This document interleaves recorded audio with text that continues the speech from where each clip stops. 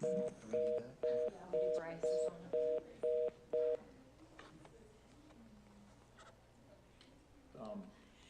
Bryce hadn't been feeling well today, so kept him home and just gonna go online. Appreciate that.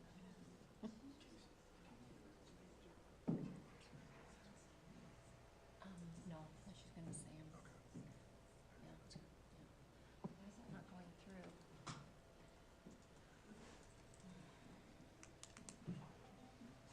I wonder if it's because our new phone, how they updated the phones. Corey, this isn't working. Just try him on a cell phone. Call in, And on a cell phone? if he calls with, Say, let's use mine, but mine's on 20% battery. We can use mine. yeah, I just barely, is about to die. I can put him on. Just put it over here. We can just tell him, I we'll can- call him, I can do it right here, Camille. I can do it. Oh, perfect, okay. we can just call him for his item too. Oh, yeah, just during his item? Yeah, which will be, why don't we do that now? Okay, I'll tell him.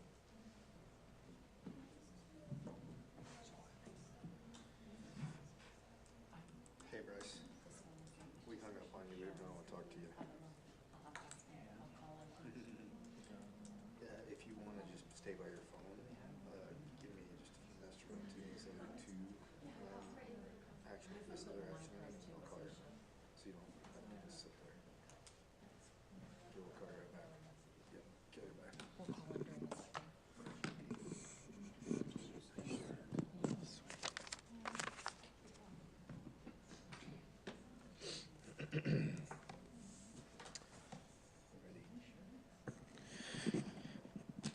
Good evening, good afternoon, evening. We'd like to welcome everyone to Mapleton City Council meeting on Wednesday, May 3rd, 2023. All council present. We will begin with a invocation by Councilman Beck and led in the Pledge of Allegiance by Councilmember Egbert. Our dear gracious Heavenly Father, we're very grateful for the opportunity we have to meet together as a council and with the public to discuss matters important to thee. We're grateful for the community that we live in, and we ask thee for help as we manage the flooding and help as we discuss the issues tonight. We're grateful for all that we receive from thee, and we say this in Jesus Christ, amen. Amen. Please rise and join me in the pledge. I pledge allegiance to the flag of the United States of America and to the republic for which it stands, one nation, under God, indivisible, with liberty and justice for all.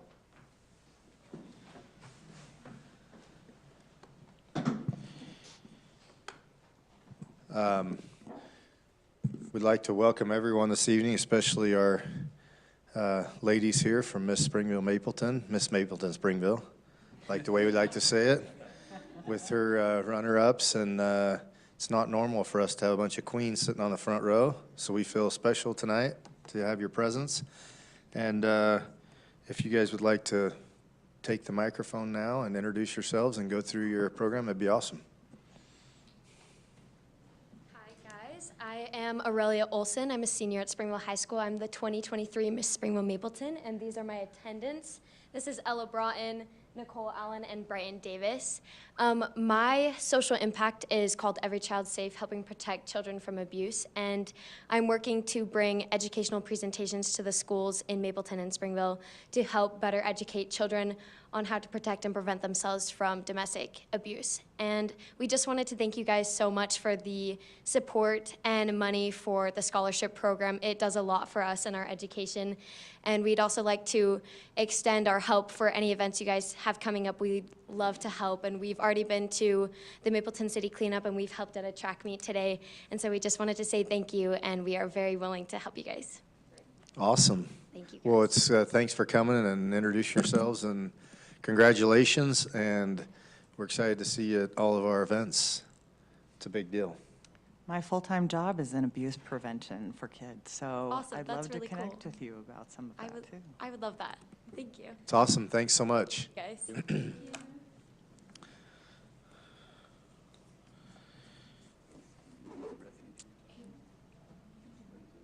Yeah. All right, we have our open forum first. Mike, you signed up for open forum. If you'd like to speak, come on up. State your name and. Sorry, I'm getting older. to get my notes.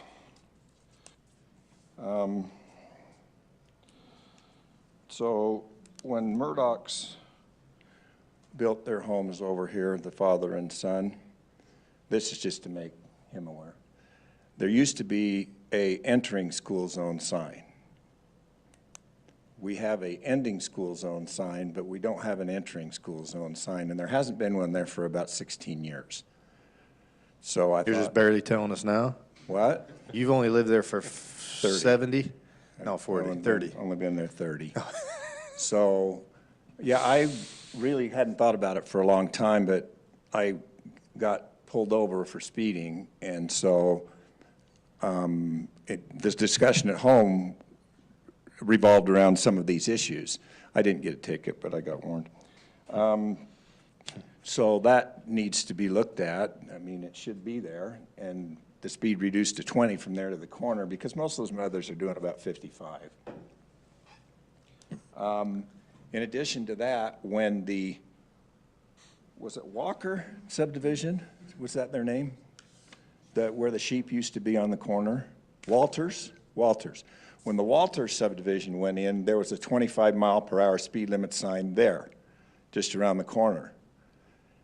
That has never been replaced. So there's no 25-mile-an-hour speed limit sign all the way from the other side of 1400 until you get to the school. So that's another thing that I thought I'd bring to your attention. But my main issue that I wanted to talk to tonight is about Mapleton City's Goat Head Farm, which is right here. Last fall, it was sprayed in the fall after all of the goat heads had produced their little babies.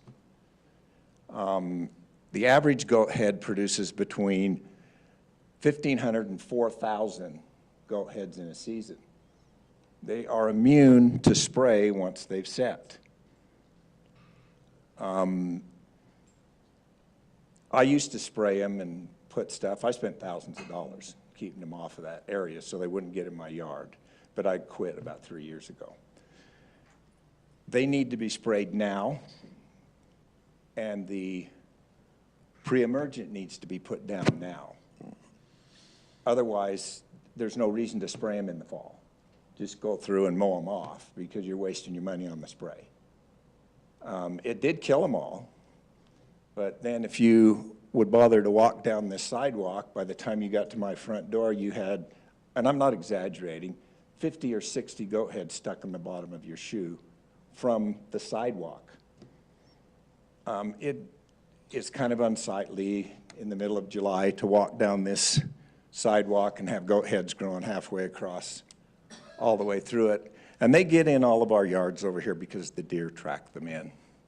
So I'd just like to ask you to maybe have a program to, I know they last 30 to 40 years in the soil, so you'll all be gone by the time, You finally get rid of them? yeah, I'll be dead, so it won't matter. Well, it's part of the deer program. We're trying to keep the deer out. We're hoping the goat heads would help, but it's not, right? No, So- they'll eat them when they're little.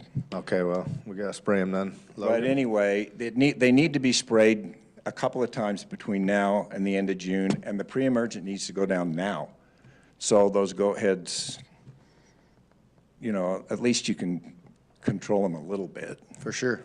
I didn't want to get in too much trouble, but I actually was just about this close to pushing the button on my phone, ordering a Mapleton City Goat Head Farm, bark at your own risk.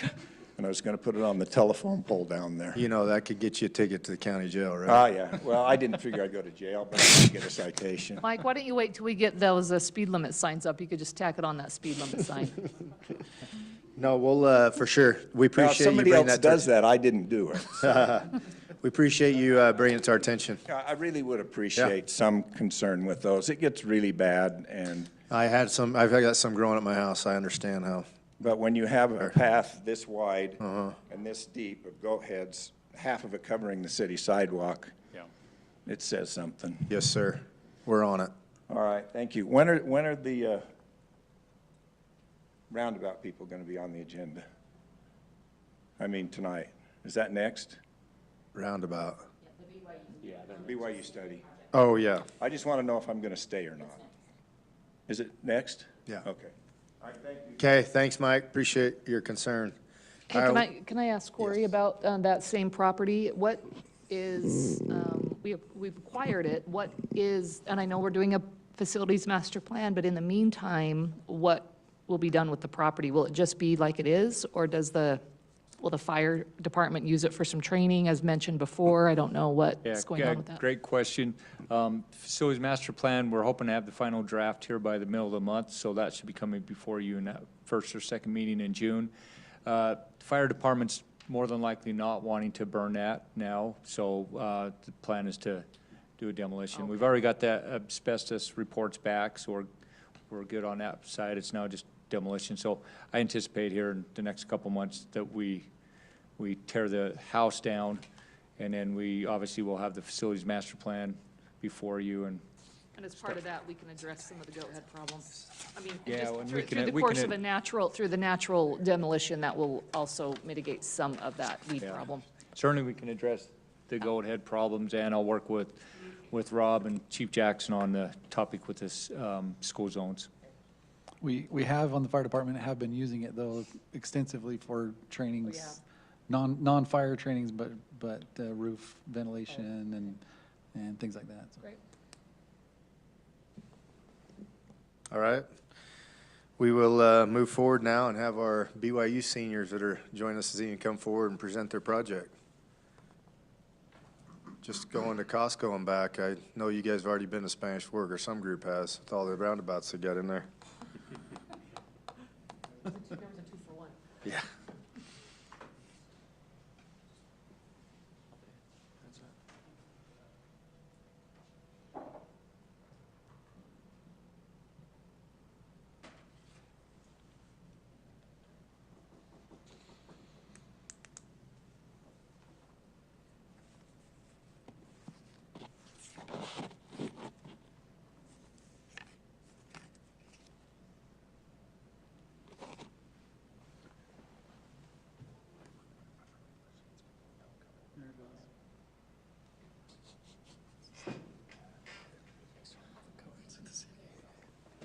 That's awesome.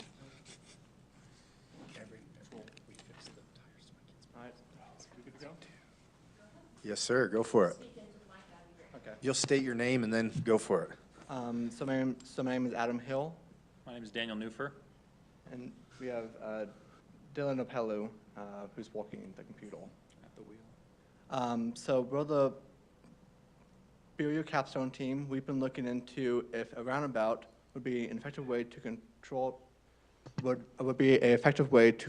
the traffic that might occur in the next 10 to 20 years at Maple and Main Street and 1600 South.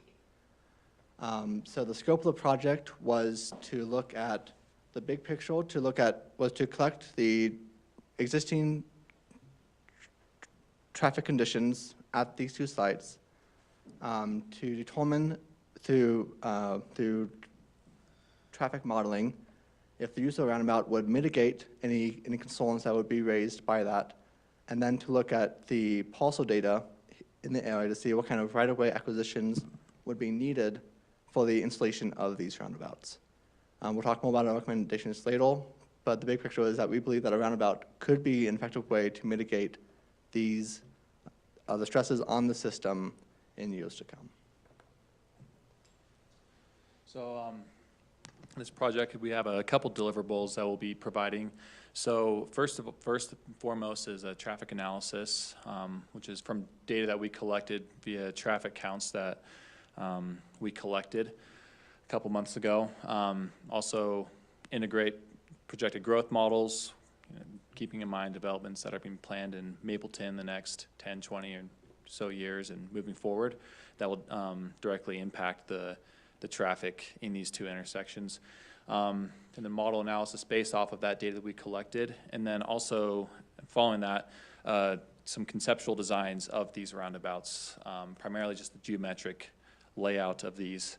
And these are, with all these together, we've provided a recommendation and submitted in a full report with all of the figures and numbers that we use to come to our recommendations. And so, so we use two different ways to try and model this. We want to be on the safe side, so we use both a VISM software, which models individual vehicles as it travels through a network and sees how they would behave in this kind of network. We also use a software that is more based on standards with X amount of volume going this movement, what kind of delays would be seen. We calculated a level of service, or basically how effective are these intersections at moving vehicles through the network. If you go to the next slide. Yeah, so for the design part, you know, our main constraint by Rob and Seth that was given to us was keeping it within the existing right-of-way, which was kind of difficult. So what we looked at first was, you know, at Main Street and Mapleton Street, you got 5 potential parcels that will be affected by a roundabout. 2 of them are owned by the city, with the others owned by individual residents and, you know, the Church of Jesus Christ, with that church right there. With Main Street and 1600 South, you have 6 parcels that are affected. 2 are owned by the city, with the right-of-way of East 1600 South given to the city. And this is, you know, with right-of-way lines going to the center lines of the roads. And so the designs we came up with for Main Street and Mapleton Street, we want to go to the next slide. In order to, what we did is use an AutoCAD's roundabout tool. You know, the main constraint, trying to keep it within those right-of-way.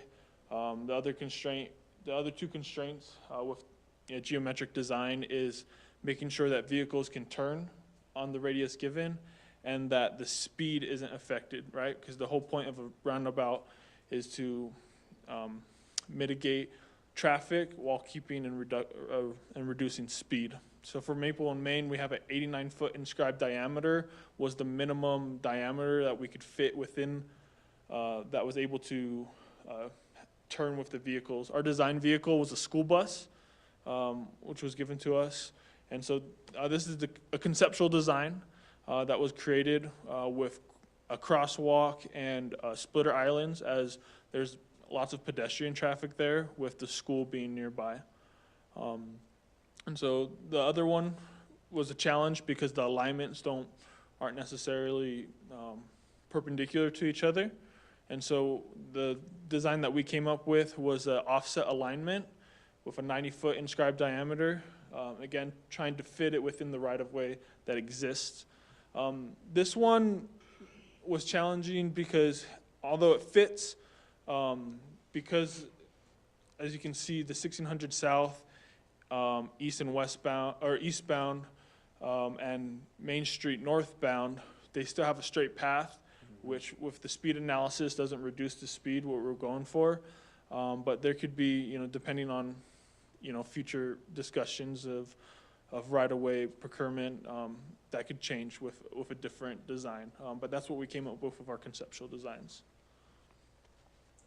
In terms of the traffic analysis, we found that with the existing infrastructure, if things continue to grow at the way that they have been, based on the average annual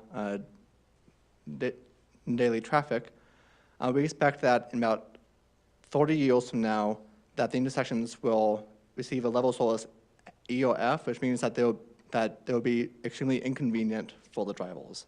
We found that by putting in a roundabout at Main and 1600 South, that these delays were greatly reduced.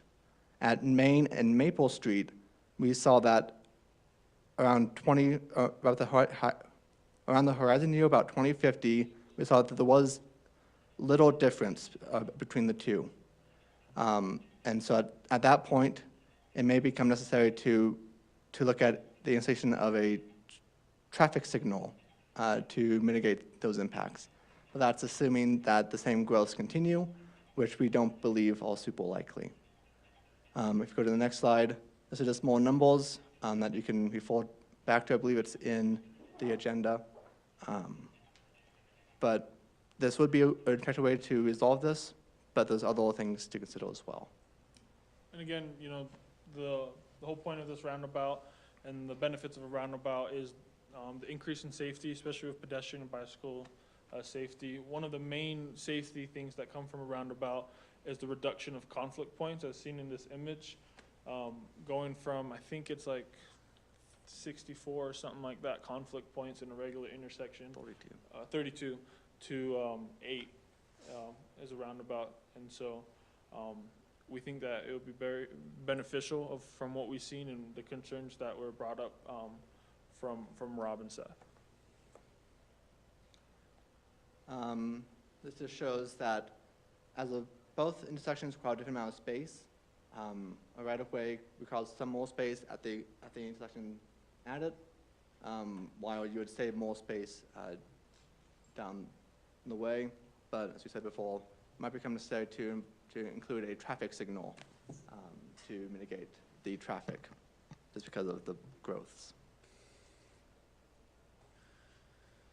So, so with this project, this analysis, you know, we focus primarily and strictly on like the data model as well as the conceptual designs of these roundabouts. So the other things that weren't included in the scope of work that will definitely need to be looked at and considered if we were to move forward would be areas such as like drainage studies, the actual building of the roadway. So a lot of costs will go involved in that. However, with what we have gathered, with the information we gathered from this data analysis and of the designs, is that we do highly recommend moving forward with these considerations. That we recommend that these roundabouts will help improve traffic flow and pedestrian safety and driver safety as well, which is, those things have been our key focus. And so so with that, we definitely recommend that the council and the city can move forward and the next steps in looking at these other considerations and weighing everything to see if this would be a good move to make. So. Thank you. I have one question. If you go back to the slide that shows the roundabout, either roundabouts, particularly the one on Main Street and Maple, either one, you indicated that there will be 5 property owners that would be impacted by this model. 2 of those parcels are owned by the city, 1 by the church, and 2 additional. And this is just for my own understanding, what is the impact on those 2 individual private owners? Is this acquiring property from them? Is this just, can you explain that just a little bit for my better understanding?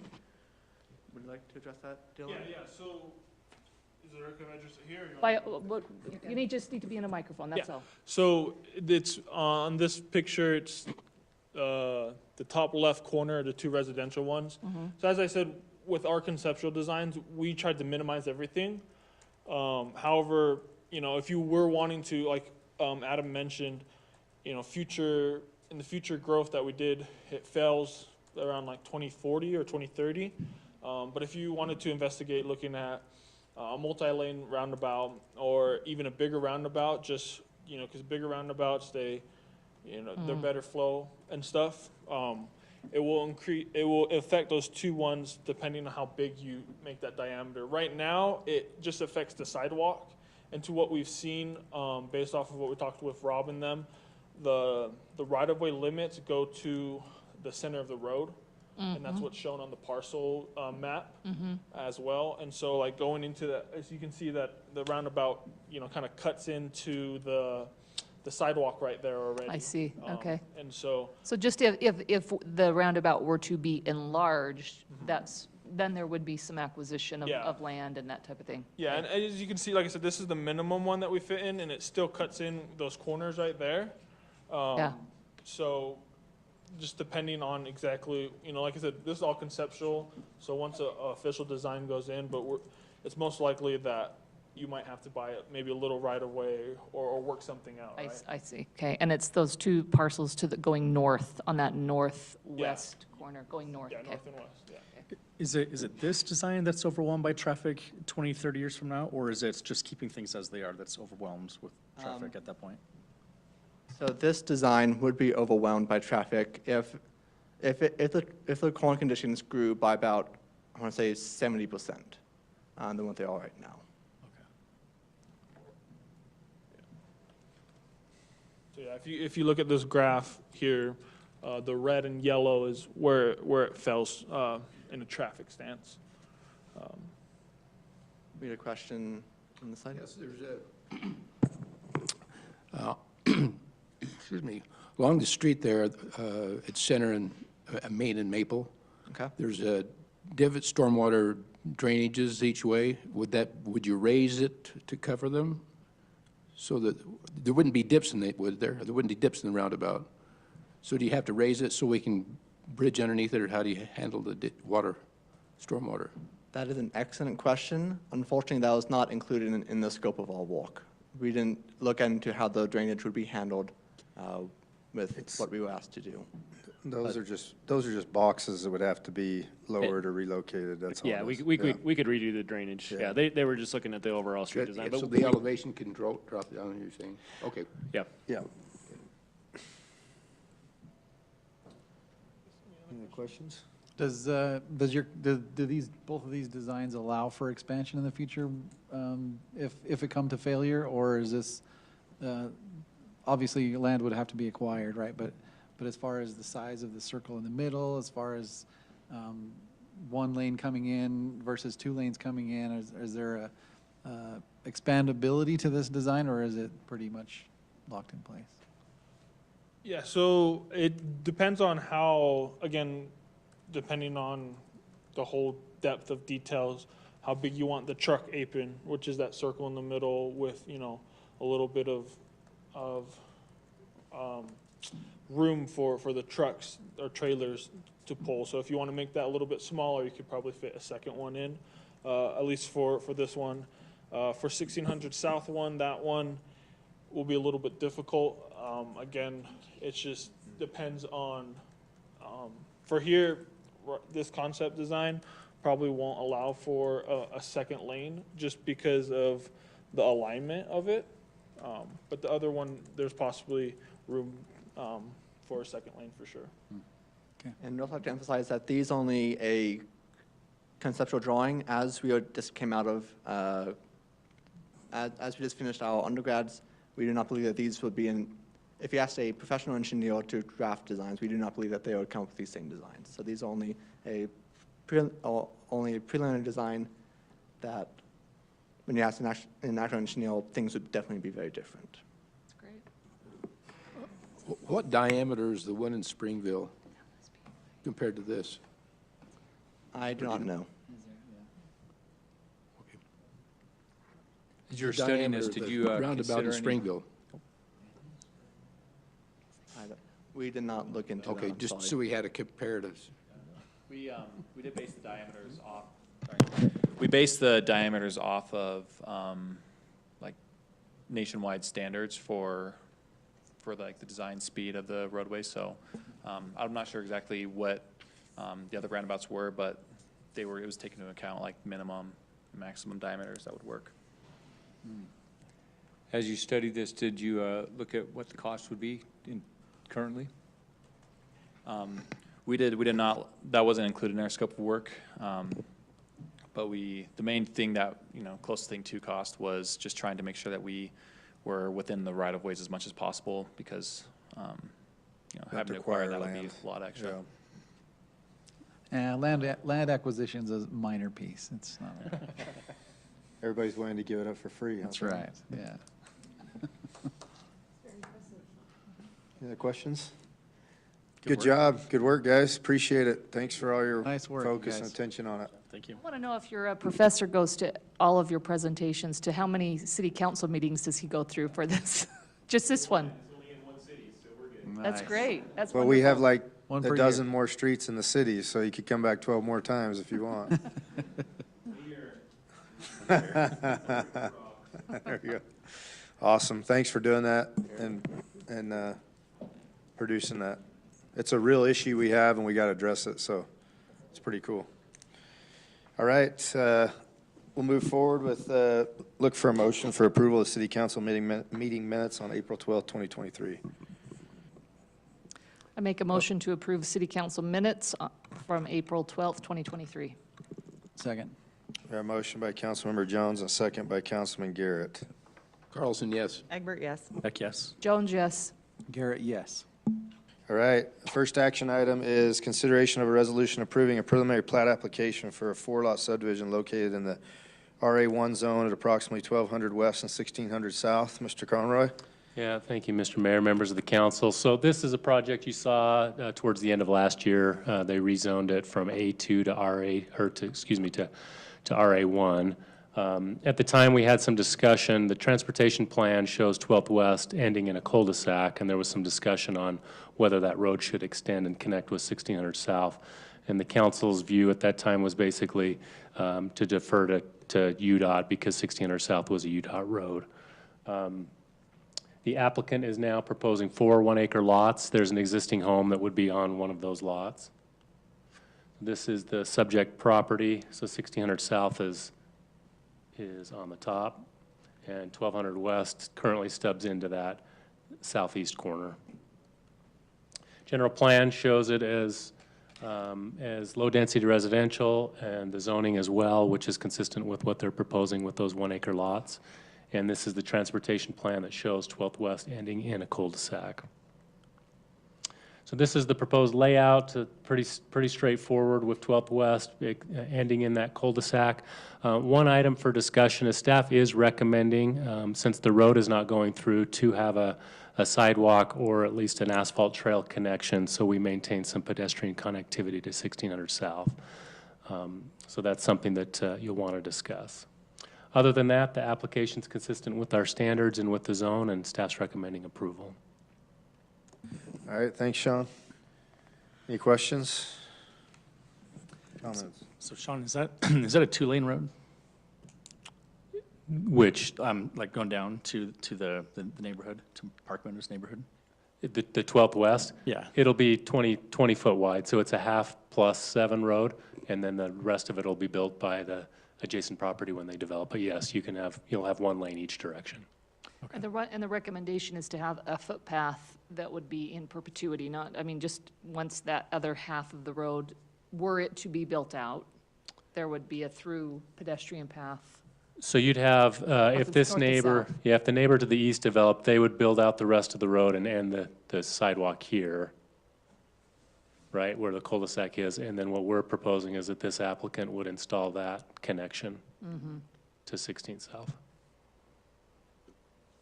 So which applicant? The first or the second one? This application, Okay, so, yeah. okay. Would that be similar to the one at 1000th East and 9th North? Yes. So it'd be the same width and asphalt, chain link fence on each side? The fencing could be discussed and be determined when the applicant proposes the house, but yes, the path would be either asphalt Okay, or but it'd concrete. be fenced anyway, or some, It could be. It doesn't need to be. oh, it doesn't need to be? No. So it'd just be open to people's yards right there? Like a standard sidewalk in the front or? Yeah, I would Side assume that yard. they probably will want to fence it, but that's open to what what the property owners would want to do. At the at the bottom of the road, why does it bow like that?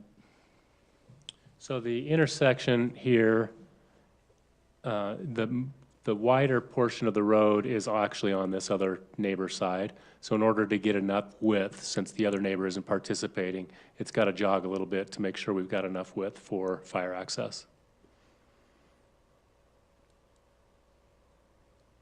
For now. I mean, it meets the needs immediately because the other neighbor isn't Correct. building it out. So the sidewalk ends right there on that side then? The sidewalk ends right here currently, And the other one starts? so it'll start there and then it will transition to a planter strip around there. At the very bottom, across the property line, there's a ditch down there. I guess they'd have to work with Mapleton Irrigation Company to most likely probably tunnel that or Type it. pipe it, yeah. Yep. Okay. Pipe it or end it.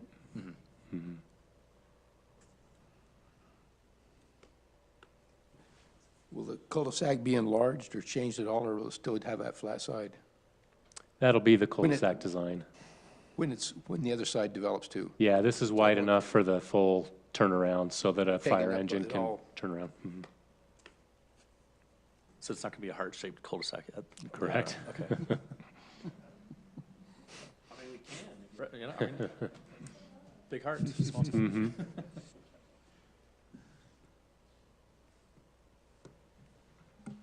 Is the applicant supportive of the sidewalk connection?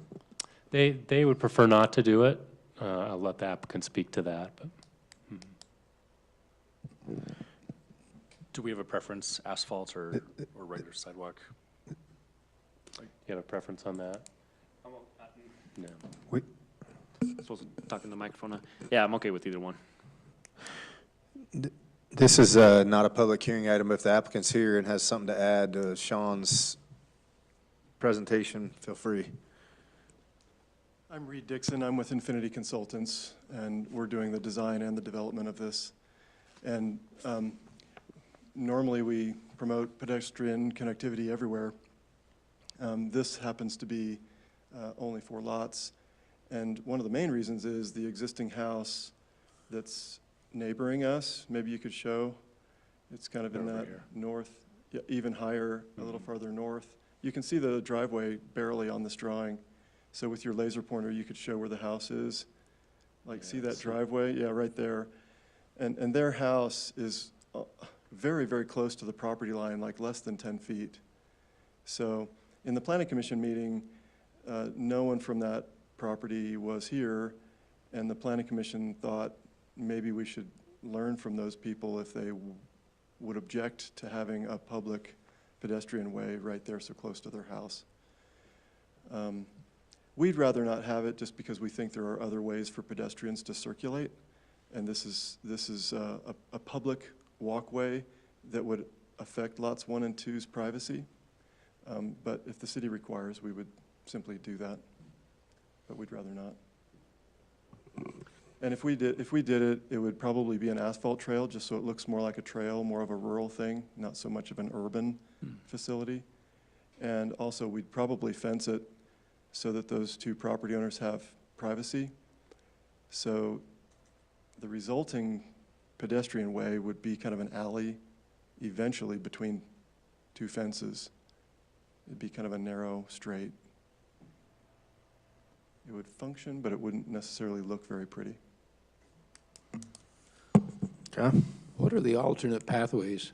I can't remember. This seems like it's a little ways around to get back. Well, there are other north-south streets where people can go all the way through, so maybe those could be pointed out. They're either existing or future. But where our street doesn't go through, it kind of doesn't lend itself to only a pedestrian way. And I'm thinking that the master plan could say, well, where a street actually goes all the way through, that's where the pedestrians could also go through. Where is the street, Sean, that would go all the way through? So there aren't any other than, oh, sorry. Right now, you've got 8th West and Highway 89. And there are other proposed. There aren't any that connect with, Park Meadows, so there wouldn't be, from these neighborhoods, there wouldn't be any other options for pedestrian connectivity to here other Is than. there one, like the road that's right under the T in the word subject? What does that, above the T, You talking right there, here? what does that road do in the future? There is not a proposal to extend that through. Oh, it just will T there? Yeah. Oh, I thought that would go through, so that's what I had in mind, but.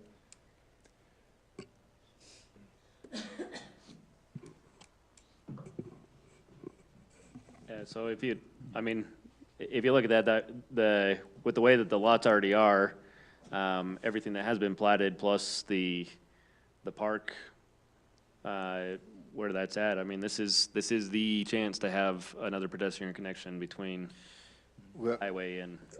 That's just what I was about to say is. And 8th West.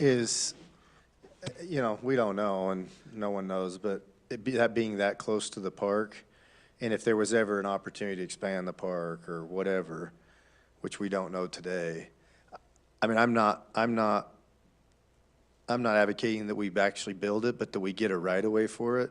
That's a good option. For eventually in the future, if something like that was to happen in the city's benefit, that we can have that access, because the events that we have at that park are so widespread and parking clear down on the west side of this property even, so it would be helpful if that was a possibility in the future. Yeah, think the right of way. This was also discussed in Planning Commission, that we could just provide the easement for it, and then improvements could happen later. That's a possibility too, I guess. Yep. So we're at Bose at the bottom. Two cars can, like you're saying, that's Yeah. still 2 lane, even where it Bose. Yep. Because what I'm wrestling with is is this a half development or a full development? I mean, are we just hoping that the property next to it develops the way we want to, or that's kind of what I'm Well, wrestling no with? matter which way it develops, they have to build the rest of the road. So the guy to the east, or whoever that is brings it, Sean says stipulation is you have to build curb gutter, extension of the road and all that. It's part of their conditions. So either way, at some point, right? So it couldn't just be a wall there with the entrance to the new properties another way? What, Reed? Well, if this property development ended up going out that way, never even wanted to go that way. Oh, well, it doesn't matter because the plan's got to come before the city. So Sean is already planning whether they go out that way or not, they got to finish building it because it's on their property regardless. Yeah. They got to finish it. Yep. Yeah, and this is typically what you'll see when you're dividing, when a road runs down in the middle of a property line. If both property owners aren't participating, the one will do half plus 7, and the other will finish when they do it. And there's opportunities for the applicant to request some reimbursement for those costs. I spoke with some of the Park Meadows neighbors, and half were for, half were against, and so I don't know if it's that helpful to talk with them. But one thing that they did bring up at the very bottom, that right side of the road that's not completed yet, they said, there's a lot of trash there, and it's not taken care of very well, and so they're just hoping to use this as a forum to advocate for taking care of that part of the road. Is that it? Thank you, Reed. Did you have any other comments, Ted? That's it, thank you. Yeah, thank you. Make a motion. I'll make a motion to approve a resolution, or approve the preliminary plat application for a 4-lot subdivision located in the RA1 zone at approximately 1200 west, 1600 south, with a right-of-way for a pedestrian trail extending from that cul-de-sac north to 1600 south. Does that mean it includes the building of the asphalt trail, or just the right-of-way for I it? think the right-of-way is what's critical at this point, reserving the right to build that out at a later date. So that would be funded by the city and not by the developer? The city and, well, I guess if it's on this piece of property, it could be on the east property. That could be negotiated later, but worst case scenario, yes, the city would pay for it later if we didn't have the developer do it now.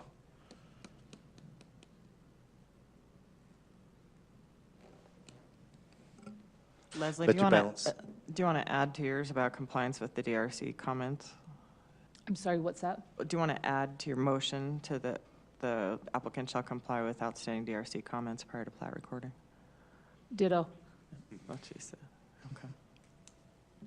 And to amend that motion to approve conditioned upon the applicant complying with DRC comments. I will second that. All right, we have a motion by Councilmember Jones, a second by Councilmember Egbert. Egbert, yes. Beck, yes. Jones, yes. Garrett, yes. Carlson, yes. Great. We'll move on to our third item, which is consideration of resolution adopting a fiscal year 2023 to 2024 budget, tentative budget. Approved to set a public hearing for June 7th, 2023 to adopt the fiscal year 2023 and 2024 budget. I set a public hearing to adopt the certified tax rate. And we're going to turn this over to Bryce as soon as he gets on the phone.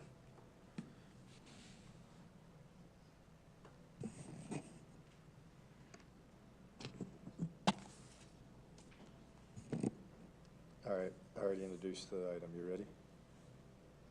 You want to speak to it?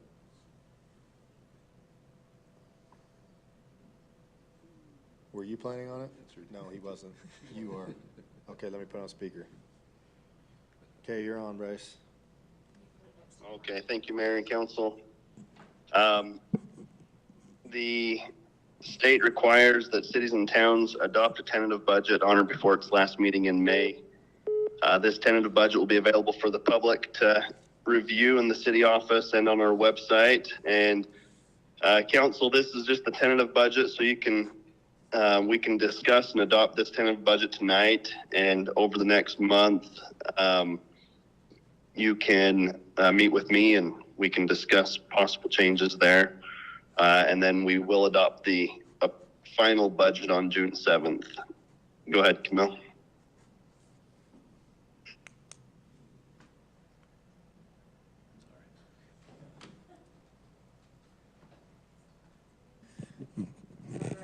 Bryce, Camille's moving the slides. Are you watching? He's probably. Yeah. Did she skip to, or did she go back? She went back. Okay. So, just a quick overview of this budget, this tentative budget. This will fund 4 new positions. We are funding the positions, but we are going to meet with the Wage and Personnel Committee before we actually move forward with hiring in the HR position, the HR officer, the MCN technician, the account manager, and the public works operator. We're already working on getting those positions filled. This budget's a 4% merit increase. If you remember back in January, we did a 4% COLA adjustment. This one is a 4% merit adjustment. And in the retreat, we discussed doing a truth in taxation, and this will not, this budget does not do a truth in taxation. We will just adopt the property tax set by the county. Go ahead, Camille.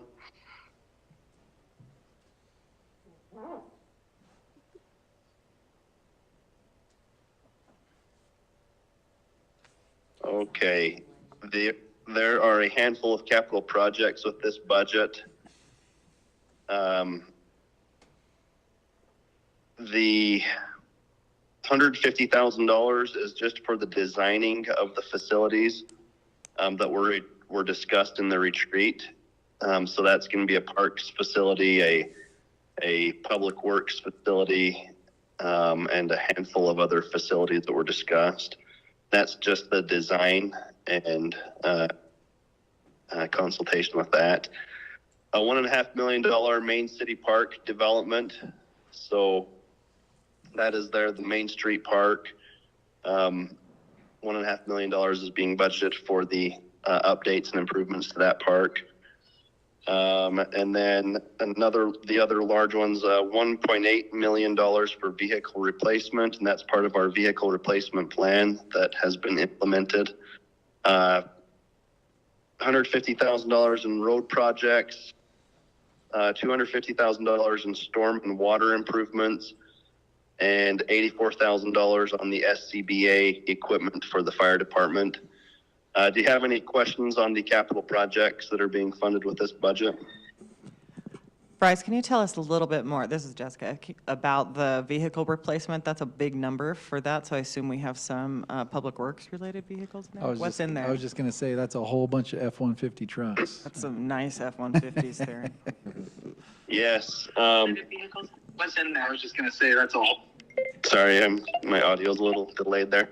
So you asked about the vehicle replacement. That includes a vacuum truck for the public works.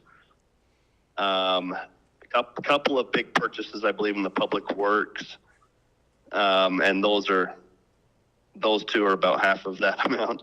And then we've got a handful of trucks that will be purchased, and then a handful of parks equipment that will be purchased in there. These will all come before the council, before the purchase. You're just putting a preliminary budget to them. Yep, correct. This is just approving the preliminary budget on those, and I can write those exactly what we are proposing here. I can email that to each of you and get you that information. This is Casey Brace. So I don't see the internet, any fiber internet costs here. Does that mean that the cost adjustments we made end of last year, we're still on track with those then? Okay. No, we're going to address that here in just a little bit. That is not included in here. These are non-fiber internet capital projects. What about the culinary water up the canyon spring development? Is that covered? Say that again. Sorry, Reed, what was The that? spring development that we're planning to do up the canyon. Isn't, Yeah, I can No, answer. Rob, correct me if I'm wrong, but the redevelopment is in this year's budget. Yeah, It is not included in done by June? fiscal year 24 budget. No, I wish. We are still going through the, with the Fish and Wildlife, or not Fish and Wildlife, excuse me, with the Forest Service, about restrictions. There's potentially a Cooper's Hawk nest. So, yeah, it won't even, may not even be started by June, just because it's taken forever to get what their restrictions are. We can't get a contractor on board until we can tell them what their, restrictions are gonna be, yeah, and what their price is gonna be based off of. But it was approved in this year's budget, so it's just the same budget. Whether we push that through to next year, we don't need to increase the budget that we've already got for that. okay, so it's already it's not a new budget. It's not a new budget item, yeah. It was already approved for I this got you, year. 'cause I thought- We just, I with the didn't- I delays, knew- haven't been able to do it yet, yeah.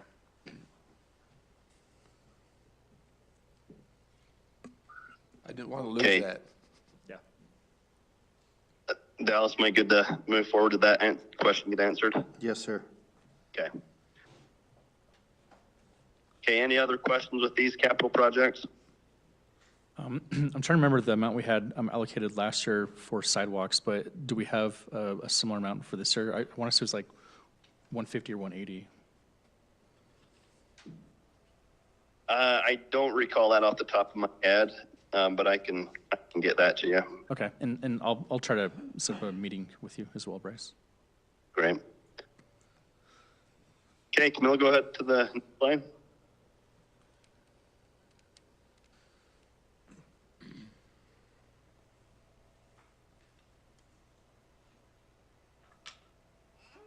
Here's just a overview of the transfers that are happening with this budget.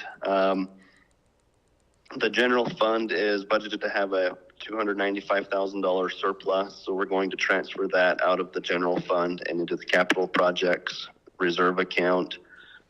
The $1.8 million for the general fund, stormwater, and the culinary water fund for purchases of vehicles, and then $400,000 from the general fund to the road fund.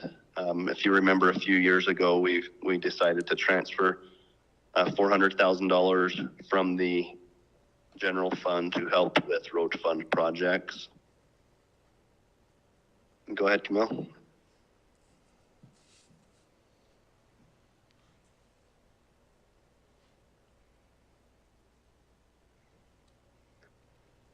Okay, so here is the Mapleton City Network item.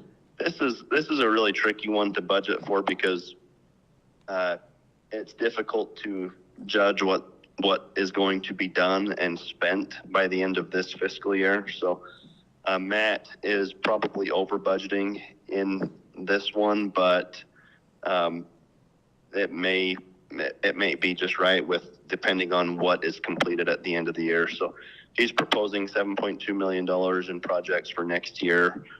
Some of that might be done this year. Some of it might be done in fiscal year 25. Another item is the sewer rates. As discussed, and I believe in 2020, we needed to begin raising sewer rates so that we could pay for the note that Spanish Fork has that Mapleton has with Spanish Fork. And the note is for the construction of the sewer facility.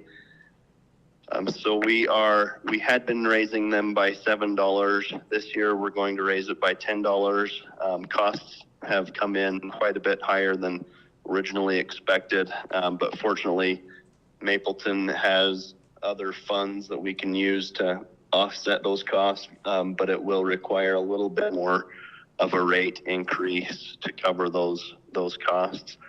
And Rob, correct me if I'm wrong, but I believe we will be increasing rates through fiscal year 25.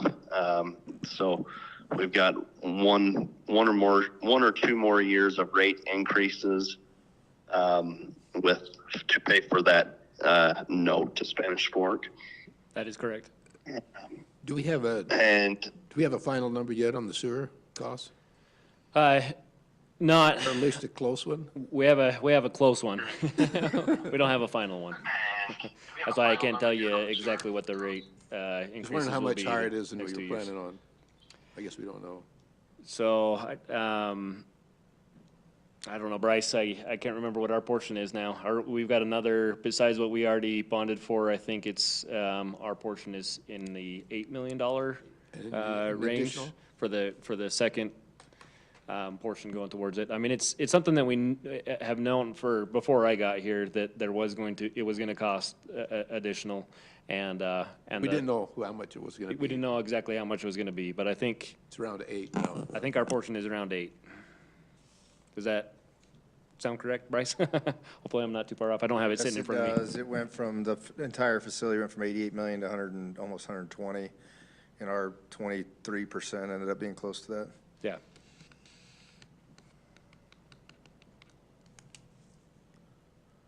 Thanks, Dallas. I'm can't hear too well, so it sounds like that was answered, right? Yes, sir. Okay, great. Any other questions or comments on this tentative budget? Sorry that I'm not there in person, but I appreciate you. Corey didn't want to get sick before his trip, so. Yeah, you're much more pleasant over the phone, Bryce. Better looking over the phone, aren't I? We've got a month before this becomes before this will come back to you. Please reach out to me. We can meet in person and discuss any questions that you've got. But if there's no questions, then I'll turn the time over to you. Excellent. Bryce, when you have council members come meet with you, one thing will you help explain to them about the fiber internet and the 7.2 million and how much is we had previously approved for the phase 2 portion and what's left so that everybody understands? Yeah, perfect. I'll put that down. Thank you. All right. Any questions for Bryce? I'll just, one comment going back to the vehicles. I just want to make sure that it's on record and to help those who are watching remotely. That total isn't just specialty vehicles and large fleet vehicles that are more than just cars and trucks. That's also, remember, we were so far behind on our vehicle replacements that we're playing catch up. So this is a lot of catch up on pickups and cars that are out of date, but as well as those high dollar specialty vehicles. That's why that number seems a little high.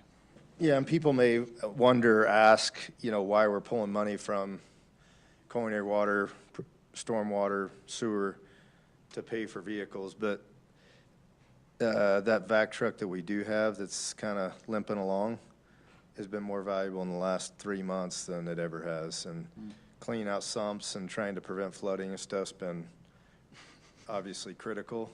And so that's been great, and luckily it's holding on and working most of the time or half the time. So that's an important piece of equipment, but it services all of those facilities, and so that's why you got to pull money from there to pay for that. So if someone has a question for you, explain that to them. So is this something that, I mean, obviously we're not approving the final budget, but is this something that we need to make a motion on? We make a resolution on this, right? Yeah. Corey? Yeah. Yes, go ahead. Come out to the next slide. Oh, there it is. Okay, and then my question with this, we're mostly just setting the public hearing, right? Because it's a tentative budget, so, okay. So I'll make a recommendation of consideration of a resolution adopting the fiscal year 20, my gosh, 2023, 2024 tentative budget and move to set a public hearing for June 7th, 2023 to adopt the fiscal year 2023 to 2024 budget and set a public hearing to adopt the certified tax rate. Second. That's a motion by Councilman Beck and a second by Councilmember Jones. Beck, yes. Jones, yes. Garrett, yes. Carlson, yes. Egbert, yes. Great. Thanks, Bryce. We'll let you go. Thank you guys, appreciate it. All right, bye. All right, we'll move forward now with some administrative reports, and if we want to start with Sean. I think Logan's going to hit on the trails public open house, so nothing else for me. Okay, great. Rob, do you have anything else? Yeah, so we hit on the springs. That's the status on the spring ready development. We're just waiting to kind of get our final word on what our restrictions are, timing, and what we can get into it at what time up on the Forest Service property. Seal well, we've got the chlorinator coming in and getting the final design to pass through the state to get that done before the peak season hits. PI turned on since our last meeting, and it seems like everything, we've worked out a couple of kinks that that we found while we were, when we turned it on, but it's working well now. We've got, we're still working through trying to acquire all the right-of-way we need for the 800 North, US 89 intersection improvements and signal. And then I've got the tentative and just need to look through it and sign the agreement for UDOT to send us some money to do intersection improvements on 1600 West, right where you come off from the highway, tightening up that intersection to where people can't take it quite as fast as some do now. And then obviously the big thing is spring runoff. So the water exited the canyon overnight yesterday, and so it's now in the channel. The small irrigation ditch that empties into the storm drain that we have in 400 North. It's well below the capacity that we've got. Everything's been peaking kind of in the middle of the night, and so we've got police, the graveyard shift that are helping keep an eye on things. And have our number, on call if something changes. But at least what we can see, we've been going up there, multiple times a day. I think between all my guys and the different ones that are checking it at different times, we're up there probably at least, have somebody up there at least 5 times a day looking at it. And we're seeing about what we've seen the last several days, so we're expecting tonight it's going to kind of be the same thing. We'll probably get up a little bit higher than we were today, but still well below the capacity, and then it'll start to cool off, and we'll keep an eye on things, but we expect that we're going to be less than half the capacity of that channel at most, is what we're kind of estimating, and then it'll cool down, and we'll probably continue to see water, even though it cools down. We'll probably continue to see water in there because everything's primed and already melting. But we're not expecting high flows at least for the next couple of weeks, and hopefully with all that draining off, we won't ever see high flows. Is what we're hoping. Excellent. Great news. Thanks, Rob. All right, Reed. Just like a report on the solid waste transfer building construction.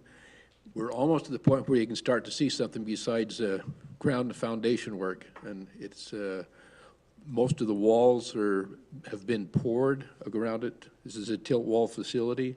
They're bringing in the crane maybe starting Friday or at least early next week, where they will be tilting up these 40-foot panel walls, and that'll be done in about a week and a half. So when that's done, you'll be able to see a big building down there. So far the weather's been holding off really good for us. We've got a lot of dry ground and been trying to make up some time. So far so good. Excellent. Thanks, Reed. Jessica? Well, public safety's been, turn that on. Public safety's been really busy. We actually had an open house for citizens with special needs last week. That's the second time we've done that, and it's just a really beautiful event to see people come out, and our officers, our fire, EMS, they just all rally. It's a really cool thing. I'd invite people to come next year. Our community preparedness committee is phenomenal. We have some of the most dedicated, experienced citizens who have volunteered and are putting tons and tons of time into this. And we had our great shakeout disaster drill We had set goals that 50% of the houses, lofty goals, 50% of the houses in the city would have their cards up, and that 60% of the hundreds of scenarios we put out there would be reported.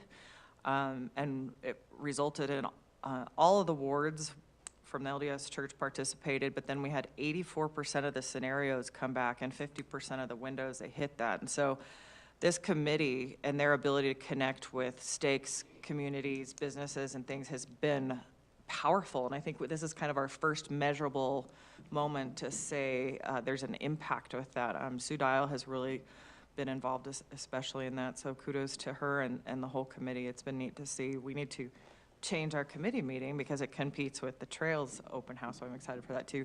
I was down at the Utah League of Cities and Towns convention also in the last couple weeks for the board meeting, ramping up to the interim committee meetings and the legislative session. We'll see kind of what pops up there. And the only question I have is how are our basements doing? Do we have a lot more flooding popping up? I mean, we've had a few here and there, but what's the deal? That's a good, yeah, go ahead, Mayor. We don't have a lot more, we don't have more popping up. I think the challenge we were having with the basements was when we had snow on the valley floor and then we were getting the rain on top. Yeah. So it was pushing, the groundwater pressure was so high that it was pushing up in the basements. The ones that were flooding in about the probably 6 or 7 critical areas in town have calmed down a little bit. They're not pumping as much, so the pumps are off for the most part. And as long as the weather stays like this, then we don't anticipate a lot more. It still could happen. You know, obviously groundwater's very unpredictable and sometimes it just shows up and you don't know why or what, and it's there, right? And that can always happen. But from the flood standpoint and the moisture we've received, we're lucky that there was a lot of close calls and we somehow avoided them. And That's good. A lot of times with the groundwater, we see it more in the fall, so we are still a little worried about what's to come, but I agree with the mayor's points on that, so. Yes, that's a great question. Yeah, cross our fingers. So, thank you. All right. So I'll let Logan do the lion's share of the talk about the trails plan, but just want to kind of state how pleased I am with where the process has been with that. Avid, they have a just very ambitious plan, and I just like a lot of the little details that they provided too, including not connecting through developments, but going around developments for the BST. So when we talk about it, and on Tuesday is when we'll be rolling it out to the public, and so just really excited for these next stages. It's awesome. It is exciting. Are we gonna get it? Logan's probably gonna talk about it. You're gonna talk about it more, right? Okay. Yes. Thanks, Casey. All right, Leslie. I'm just eagerly awaiting Logan's report on the trails plan. That's it. Popular one tonight. You better have something good. Man, it is no pressure, man, no pressure. All right, thanks, Leslie. Theron? Okay, I'll try to hurry my 16 items along then, if we want to get to that trails plan. How many? I was just teasing. Oh, I do have a couple, though. First, though, I wanted to hit this one with Travis first, so that Travis can get on the road and get back home. Okay, Travis? So Travis came up to us. Everybody knows Travis, right? Travis came up to us, the fire department, and made a special request to propose to the city council putting up a second siren in town, maybe near the police and fire station. That would, and he was very careful to make sure to emphasize that he didn't want the siren to go off anytime at the nighttime. So it would only happen between 7 a.m. and 10 p.m. But it would go off during the daytime for ambulance calls and fire calls to alert the citizens that there was a call coming through, and possibly improve our response time by our volunteers. So I told him that I would bring that up to the city council and have a little quick discussion and possibly consider his request and maybe get back with him a little bit later with an answer. So It's kind of like a town crier. yeah, exactly. Would we need another siren if we decided to do that? Why couldn't we just use the existing one? We could. Travis's proposal is to keep the existing one going because it goes off every day at noon, and just to keep that one there, but to get one closer to the fire station. Would it sound differently? So, Good. I mean, What do you think, Travis? You want it to sound the same, or do you want it to have a different tone? The same. Yeah. I think Okay. something like an ice cream truck jingle.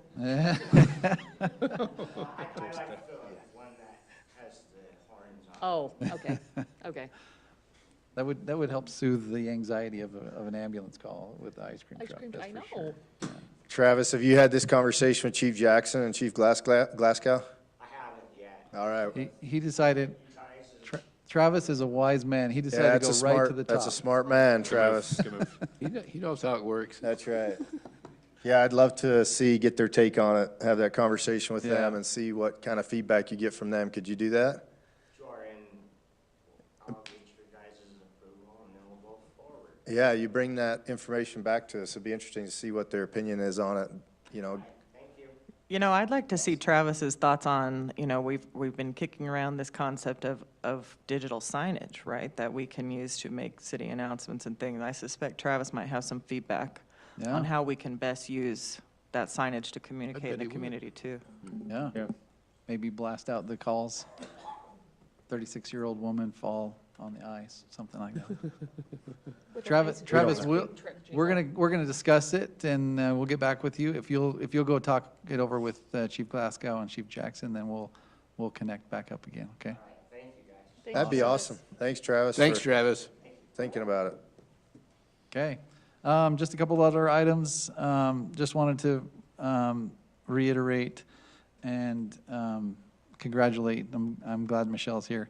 The community cleanup was a raging success again, and so much feedback, positive feedback across the city on the results of that community cleanup, and the amount of hours that Michelle and her team and all the volunteers put in is sheer amazing. It was a record turnout, wasn't it, Michelle? Almost, I heard.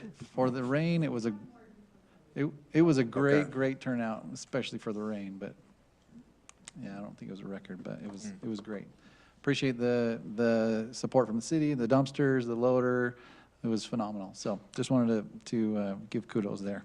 I would say Thanks that- to Camille on that, so. Yes. Yeah, big thanks on all that stuff. And if you had that much turnout, this is the first year I couldn't go because I'm a state delegate and there was a large convention going on in Utah County at the same time. So if it was that much attendance, that's actually really pretty impressive. Yeah, it was big. Well, you got the sandbags and there was more things we could draw from too. That was a big deal, so. That's awesome. It's a good job, Michelle. Thanks for your efforts. The Fire Association, I think, called staff and requested to be able to put a big banner across Maple, at Maple and Main.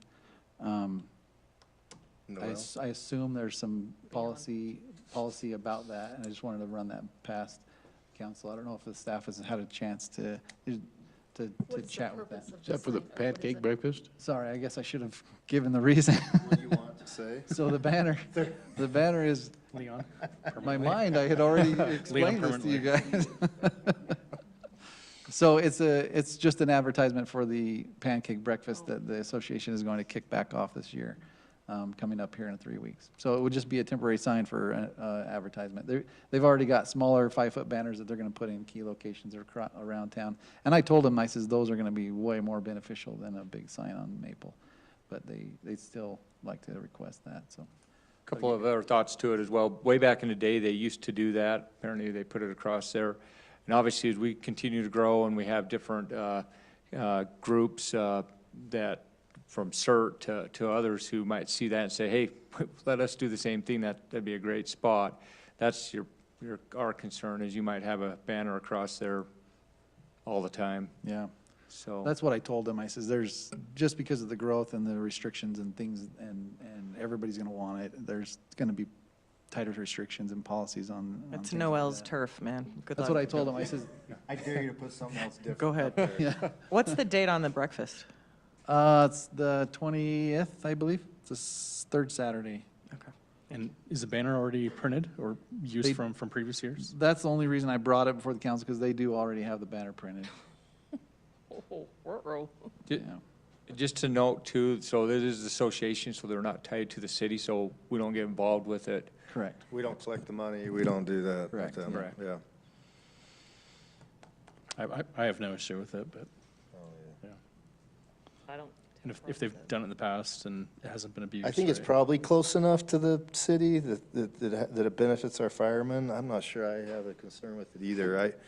I get it with the other groups and stuff, but Public safety is different. yeah, I don't know. Unless you've had issues in the past I'm not aware of that. Like I said, the only worry would be just how do we say no to the other groups? And there's 4 or 5. Is there? That would be a part of that.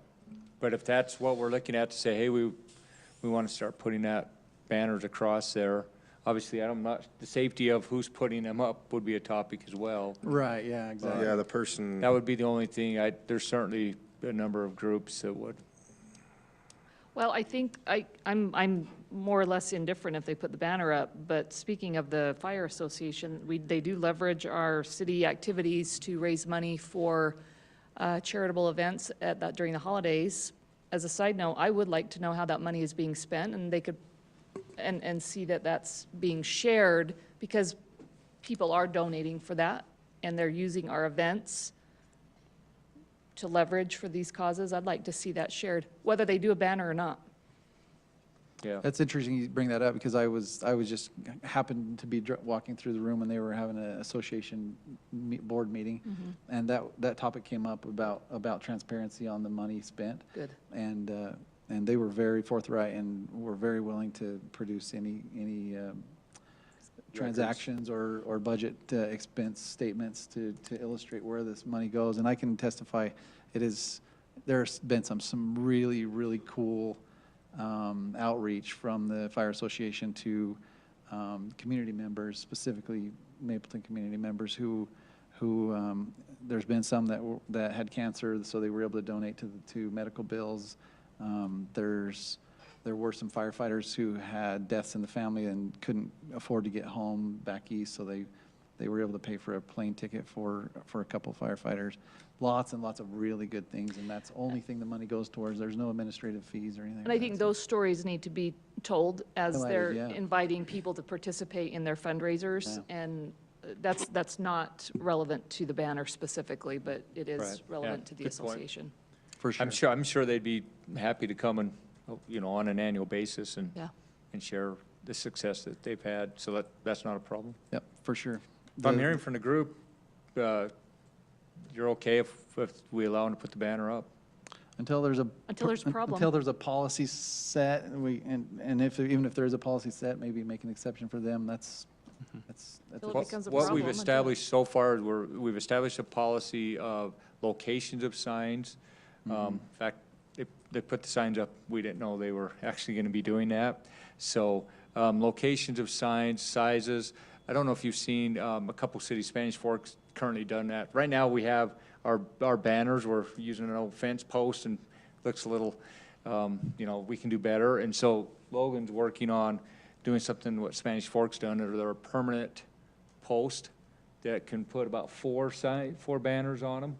And so it's going to look a lot sharper, but our I.R. Allen Park in the main city, and there's 2 or 3 other spots have kind of been our spots where we're placing banners. So that is our policy that we're trying to establish, that same type of size, certain locations, that kind of stuff. Yeah, good. But I'm hearing okay for across the street, so we'll do it. Until there's a reason not to, I guess.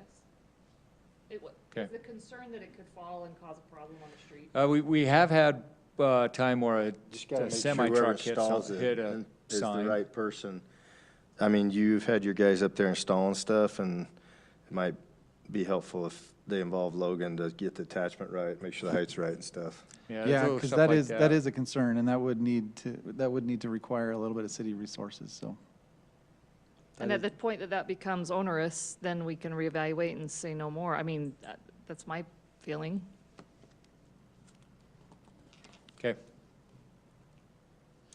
That's it? Okay, that's all I had. Great, thanks, Thank you. Darren. Yep. All right, Camille? Nothing. Corey? 2 things for you. So you received an email today from a resident who is concerned with that we don't have recycling. I know that's a topic that comes before you from time to time. Certainly a legit topic. There's pros and cons. There's cost involved, and then a number of other issues as well. How would you like to proceed with this. It's been a while since we've really studied it out. Would you like to form a small committee and study it, or do we still at a spot where we're like, hey, I recommend that we do what we did before and meet with Republic and get their take on it. We need to know what the back end looks like, because the last time we studied it, it's so costly that it makes no sense. Can I make It's a causing problems. comment? The cost of that's gone up dramatically in the last year and a half, to where now it's, if they bring recycled materials to the transfer station for recycling, it's $92 a ton. If they just want to throw it away as garbage, it's $38 a ton. Oh, to go up 32 if you're a resident. 38. Yes. Yeah. Yeah, good point. So there's a That's the cost problem that with it right there. The problem with it right there, and then it's 29% of it comes back to the landfill anyway. Yeah.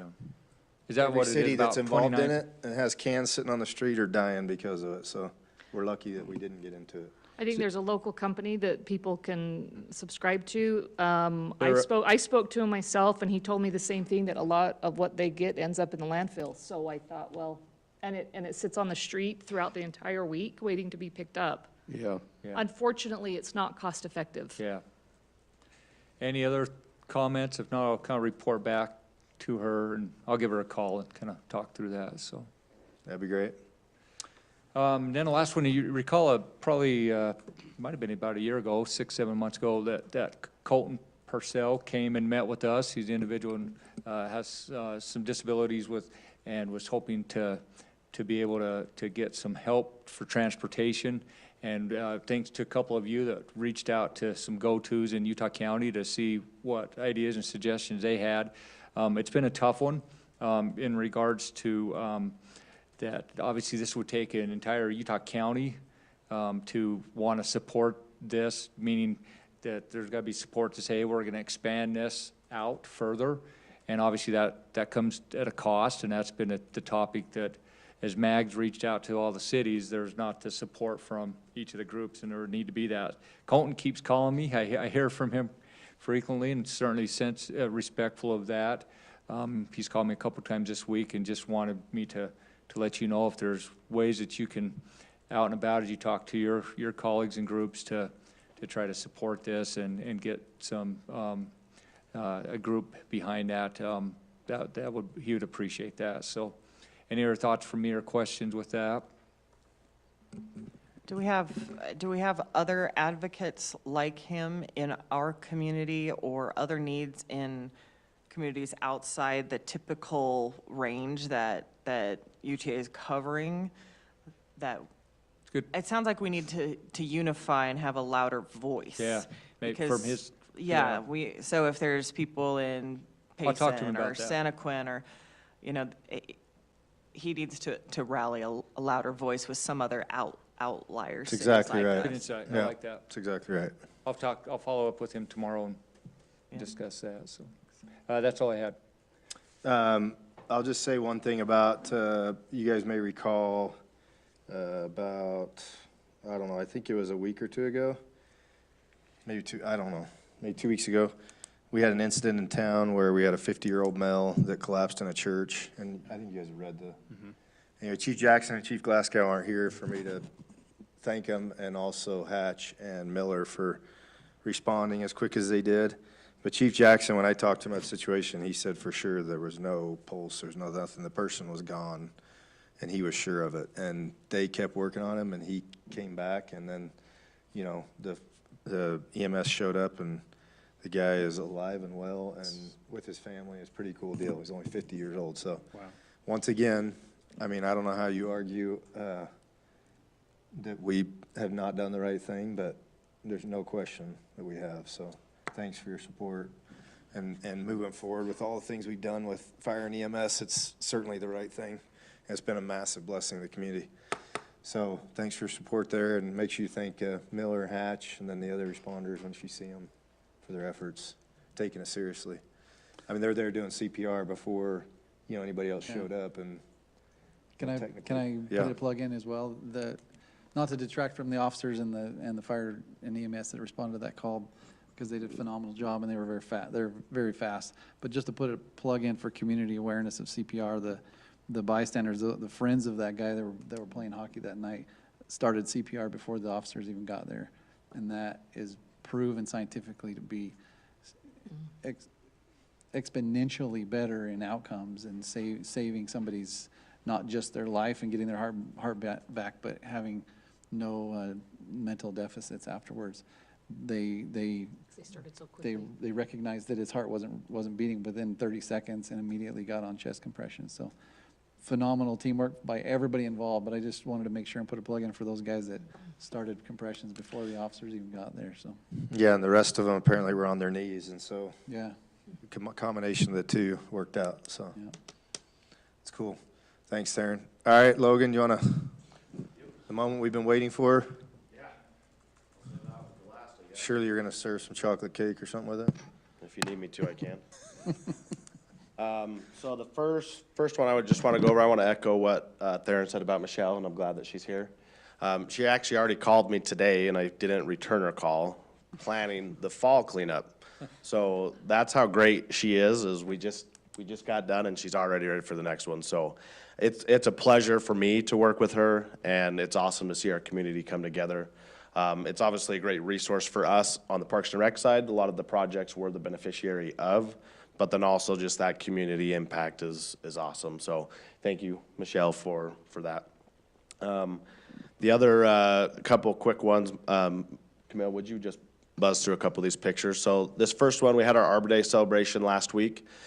This was something that when COVID came around, we kind of dialed it back, and then we haven't really got back into a groove. And so this year we made an effort to try to get it back to what it was pre-COVID. So we invited Maple Ridge third graders to come and participate in our program. Zach, who is our parks manager, I put him in charge of it, and he was awesome. He did a great job. Very informative. We got a little bit of our new swag, got some earth balls with our logo on it to give to them.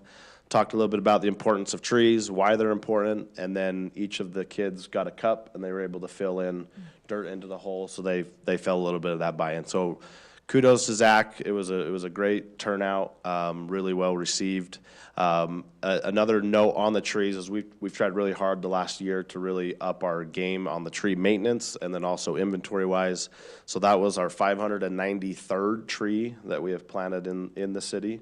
And that is now currently being maintained. Now, those are just ones that are within our parks or open space pieces. That doesn't include a lot of the trails, trees, or other areas in right-of-ways. So definitely under that number, and we're still working to get that estimate. But like I said, it was a great turnout, and we look forward to each year on it.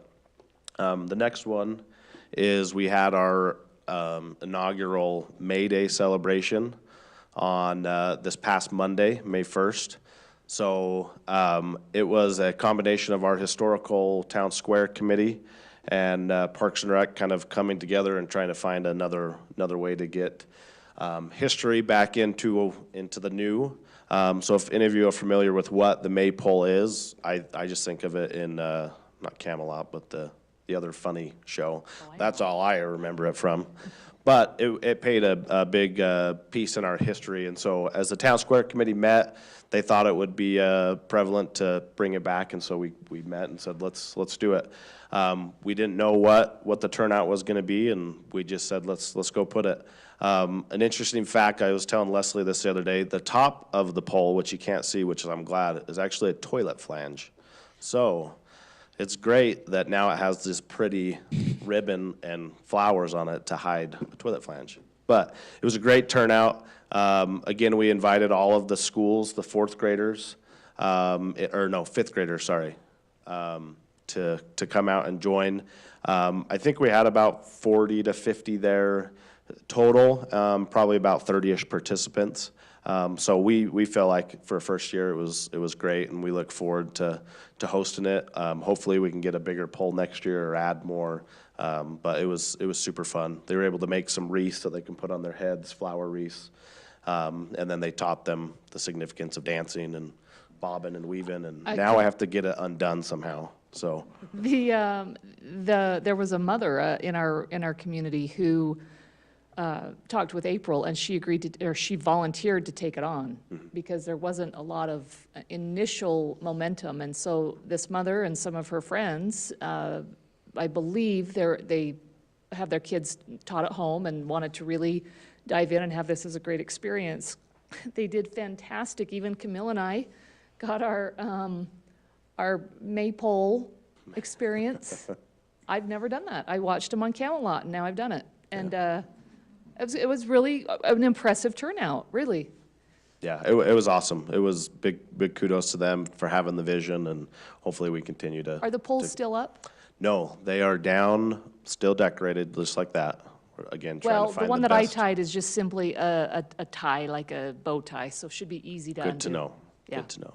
So, and then a couple other just quick events coming up this week. We have our opening day parade on this Saturday. So I want to invite all of you to come out and cheer on all of our baseball and softball teams.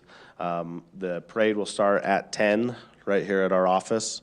It'll head south on Main Street, turn west on Maple Street and go down to 8th West, and then head south down to Iron Island Park. And then our T-baller teams will be able to play afterwards. So it's always a really fun event that we do. So love to see all you out there and cheering them on. And then the other event that we've got coming up is our Chalk the Walk, which is on May 15th, which is Monday, from 5 to 7 p.m. It'll be from Maple Street to 1600 North along the trail. The theme for this year is we chose the Small Town Big Heart. And then there'll be 3 prizes awarded in the following categories: Small Town Big Heart, Under the Sea, and Stained Glass Art. So invitation is extended to you all as well. Hope to see you up there, and that one's another fun one. And then lastly, the one that we're all looking forward to is our the Trails Master Plan outreach meeting that we'll have, which is next Tuesday, the 9th at 6 p.m. How it'll kind of work and where you guys will come into play, and we want your feedback. Obviously, with Theron and Casey being able to sit on our committee, they kind of understand where we're coming from with it. But I will have the final presentation hopefully by tomorrow, and then I intend to email that out to all of you for preparation so you can review it, get your eyes on it. I know you're anxious, but we want to make sure it was dialed in before we get it to that. And then how that meeting's going to work is our consultant team will be here, staff will be here. We'll actually meet in this room first, just due to the better quality of the screen. We'll do a brief, about 20-minute introduction, kind of lay the groundwork and the framework of why it was important to go through this process. And then after that, we'll then move into the community center reception hall, and we'll have maps that people can come and interact with, make suggestions. One thing that we're also going to do, we're sensitive to those that maybe don't feel like they want to give their feedback in front of maybe their peers, their neighbors, or friends. And so we are going to have a digital QR code that they are still able to be present, but then submit their feedback via digital. That way, again, we want everybody to be heard, and that's how it's really going to help refine this plan. So we estimate it'll be about an hour and a half. Obviously, we'll take the feedback. If we go longer, we'll definitely take it and hope to make sure, everybody's voices are heard. So for all of you, if you'll just encourage those in your inner circle, neighborhoods, friends, family, let's get them out. And we're super excited. It's an ambitious, fun project, and I think when you'll see it tomorrow, you'll understand the ambitious nature of what it is. But the impact and the benefit to the community will be awesome, and it'll be a generational impact. So we're super excited for that. So if you're going through it and you do have any glaringly obvious questions or concerns or just thoughts, feel free to reach out to me, and we can address those too before. But if not, hope to see all there on it. Any questions on the trail stuff? I just want to say how awesome the committee has been. There have been we have several residents in the community that are on this committee, and they've come to the meetings and have gotten very involved and have provided really good feedback all along the way. This has been a really good process thus far, working with the committee and Avid Trails. They've been a great asset. Yeah, thank you for that. I echo that too. We've got a great group, and we tried to represent a little bit of all of our potential users, and they've been awesome. They've really come through and provided good insight and feedback, and been a good mouthpiece for us. So, and we hope we hope this is just another evolution in that, so. Excellent. Thanks, Logan. Appreciate it. Chocolate cake will be there on Tuesday. Mayor and council, one other thing, we do need to, if we can, go into closed session on the topic of land acquisition, so. All right, if there's nothing else, we'll look for a motion to close the public meeting and move to a closed session. Make a motion to close the public meeting and move into a closed session. Right, motion by Councilman Beck, all in favor? Yes. Yes. Yes. Garrett, yes. Second, yes.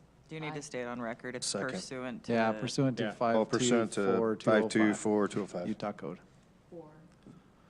For land acquisition. Great, thank you. Aye, yes. And Ms. Mapleton, Springville, BYU, Michelle